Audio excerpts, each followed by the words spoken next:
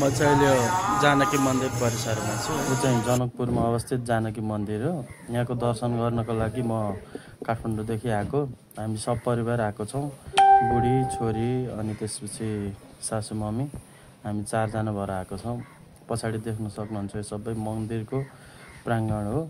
यो चाहिँ मेन गेटबाट भित्र छिर्ने ठाउँ हो, यो मेन मन्दिरबाट। म तपाईँहरूलाई अब एकछिनपछि भित्रको मन्दिरको दृश्य पनि देखाउनेछु। हामी चाहिँ मन्दिरभित्र प्रवेश गरिसकेका छौँ। यो चाहिँ भित्रको दृश्य हो। बाहिरबाट पुरै घेरिएको छ अनि भित्रपट्टि पनि एउटा फेरि ठुलो मन्दिर छ।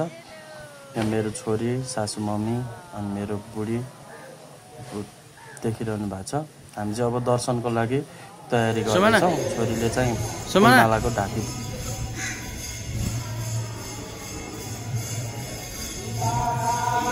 भिडियो बनाएर